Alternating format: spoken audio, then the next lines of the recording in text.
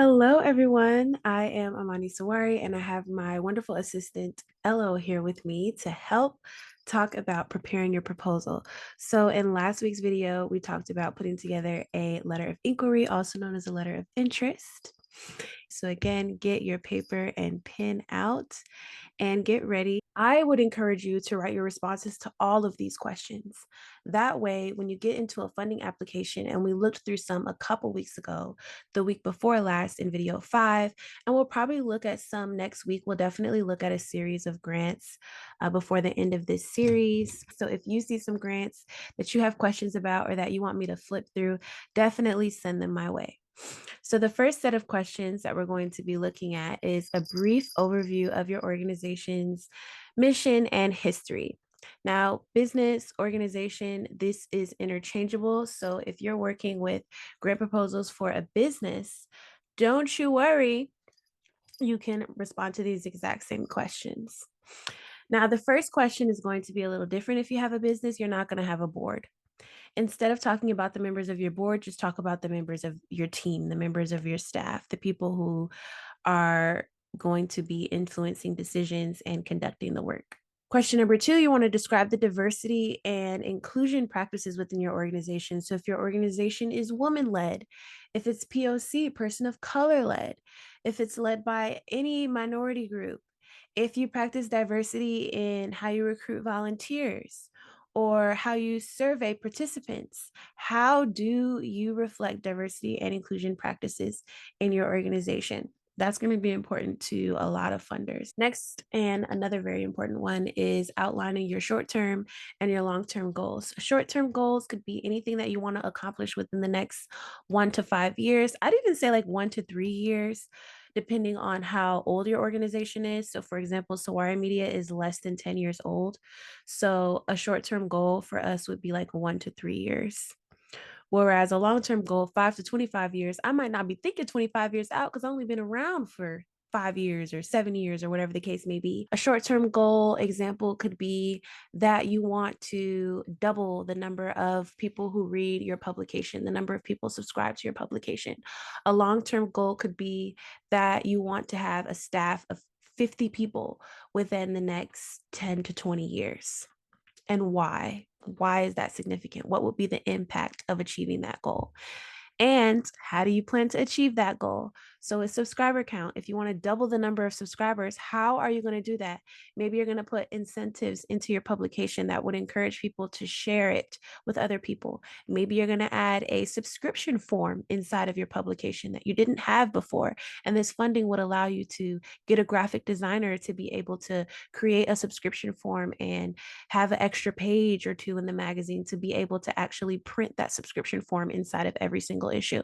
Those are just some examples of short and long term goals. So, after outlining who you are and all of that, identifying stuff with the organization, now you're going to want to narrow in on the actual project that you're going to be applying for funding for. What is the organization's mission?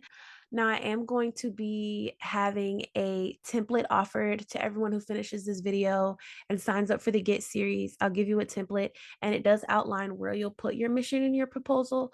But just for the purposes of this presentation, I put it on this slide because the next question is, how does your project align with your organization's overall mission? And then the goals that were in the last slide. So if your organization is a publisher like Sawari Media, and your mission is to engage incarcerated people, men and women, into the civic process and connect them with their state legislators, then the project that you're doing, and this is an example that was successfully funded by the Criminal Justice Innovations Fund, may be a program like Highlight Her, where we specifically give resources to women who are in prison, encouraging them to create artwork and write poetry about their experiences being incarcerated. It incentivizes women to share this resource with more women who might be interested in getting the book or having their artwork in front of more voices and things like that. All right. Then the third question, how does your team's experience and expertise support the project goals? So a member of my team will be Tanaj Moody. I would talk about her experiences. I would talk about how she's an author, how that supports the goal of getting her. She's a consultant as well. So just talking about how her self-care practices and her gender-based programming is going to play a significant role in the highlight her program itself. So who are your partners? Who are you working with in the community? How is their expertise and their experiences, their professional experiences, and maybe even personal experiences going to serve the work that you're doing? And then how will the additional funding affect the project's scope and outcomes?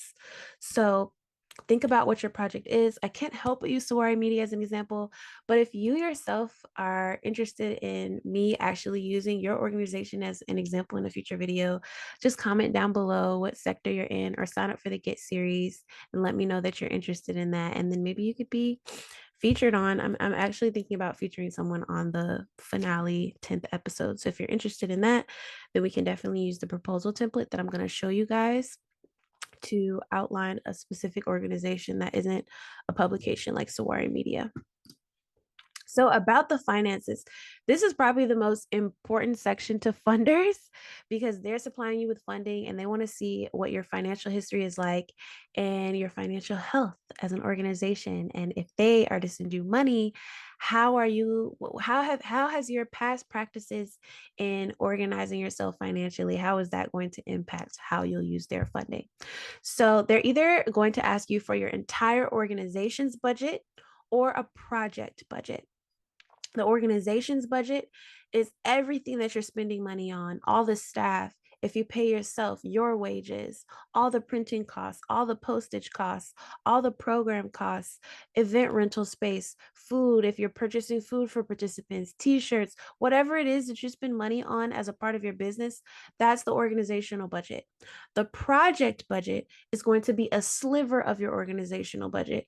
And some funders ask for both, some ask for one or the other. So the project budget is going to be everything that's specifically for, so let's say I wanted to do a proposal just for issue number 3 of Prisonality magazine, that I wouldn't include all of the printing costs. I would only include how much it costs for me to print issue 3, how much the postage is for issue 3.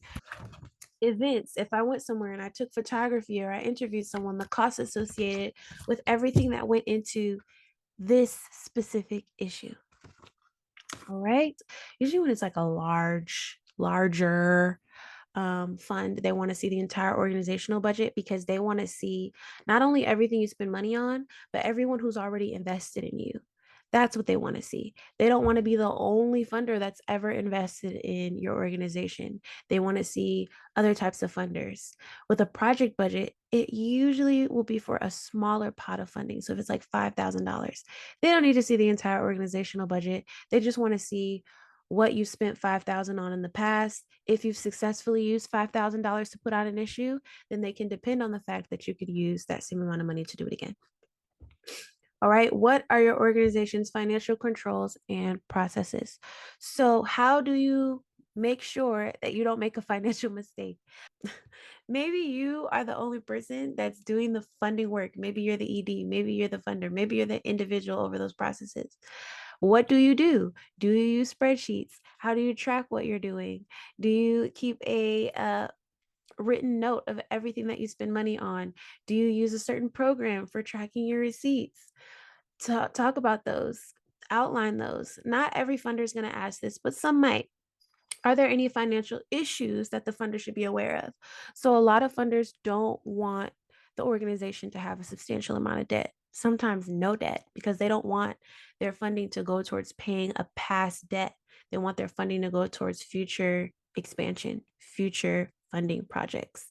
So, if there's some sort of financial deficit, make sure to let them know, because if they ask this question and you don't disclose that, and then you use it to pay off a past loan, and they don't see that you've used it on, printing future issues or doing an event that you said you were going to do, that's going to show up in the reporting. And we talked about reporting in a past video.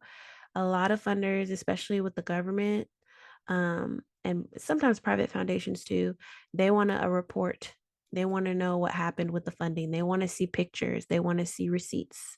So you can't get around that. If you have some loans that you need to get paid off, get that done, especially before applying to a pot of money that might not exceed the amount of debt that you've accrued. How do you plan to maintain financial sustainability? Maybe you're already financially sustainable. This for me is like an either or question. So if you have a deficit that you need to speak to, disclose that. But if you don't, then you can talk about your financial sustainability and the practices that you have in place to maintain what you're doing. And honestly, if you have a deficit and you want to talk about how you're going to achieve financial sustainability, then that's a great place to do that. And then how do you track and manage budget line items? Again, if you use Excel, if you use Google Sheets, if you use QuickBooks, what do you do to make sure that you're tracking what you're spending money on? All right, so this question we've talked about in our LOI.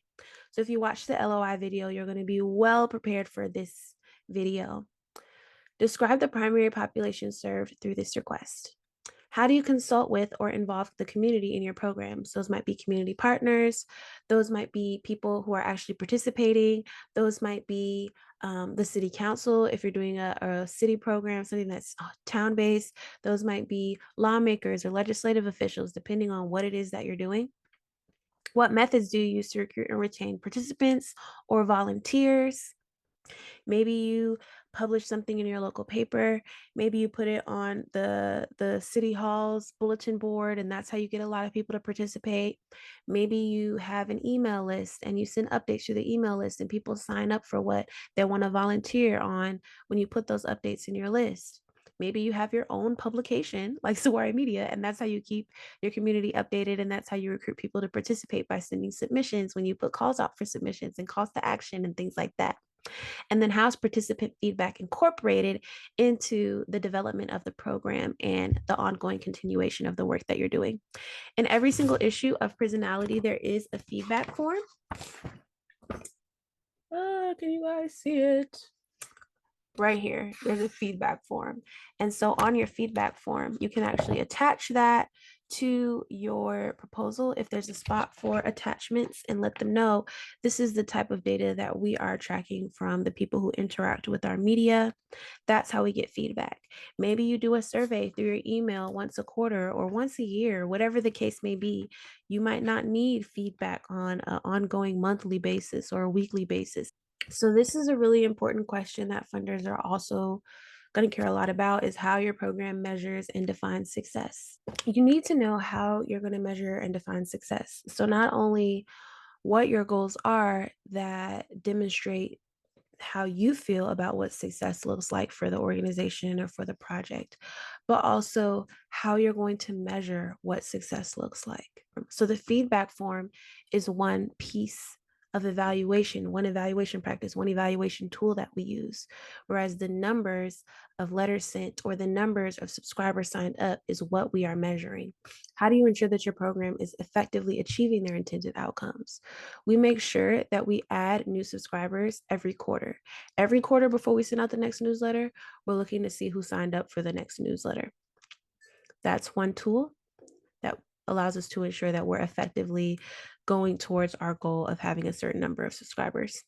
What processes do you have in place for adapting to the program based on the changing needs? So with the feedback form, we have an additional comment section that allows people to say, I haven't been getting my subscription because of mailing policies in the mailroom at my facility, or I've been getting double the number of subscriptions. I think that my name is on the mailing list more than once, or I didn't get last month's subscription because I was transferred to a new facility.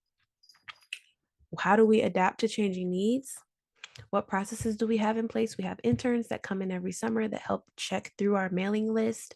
Do you have certain people that are assigned to do different tracking activities or different record keeping activities that assist with whatever changes happen in the organization or in the population that you're serving, so that it continues to expand and that changes don't have a detrimental effect on the work that you're doing? They just want to see that you're prepared for if a change is to occur. All right. So these are the resources.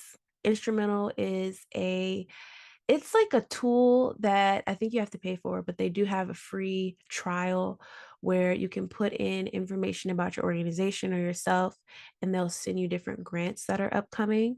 I think I also mentioned it in a past video as well, along with some other tools like ProFellow and stuff like that. But this specific article is 26 questions grant funders love to ask nonprofits. So check that out. You can also look at the entire playlist from the first video that came out about the different types of grants, all the way through the video from last week about letters of interest and how to put together a letter of interest and what to include in it, all the way up to this video and future videos. So you can subscribe or bookmark that playlist so that you can check on when the next video comes out. Here's a sign up for GET, which stands for Gifted, Enlightened, and Transparent, and a proposal prep template. So let's take a look at that before we close out this video. And then these are all of the questions that we just went over in the presentation, but just put into little sections. So in your proposal, this will be the title, this will be the subtitle, this will be in the introduction, and then this will be a header. This itself will probably be in the subheading as well, but this will be a header and these will be your paragraphs. So this helps you think about the questions that you need to answer in a longer length proposal. Work on this before you ever even need it, because you might find while working on this, and this has actually happened for some of the folks that I've been working with, is that once I sent them these questions, they realize, you know what, this project isn't really doing what I thought I wanted it to do, or this actually isn't fitting the mission of what I want to do as an organization. So you don't have to literally type into each of these boxes. You can type it into a different sheet. You can copy and paste the questions onto another Google Doc. You can write it into a notepad, or you can just read it and answer it verbally, answer it mentally. I'm happy to share this with folks who are interested. I hope that you enjoyed this presentation, and I look forward to seeing you all in the next one. Again, it's your girl Amani Sawari.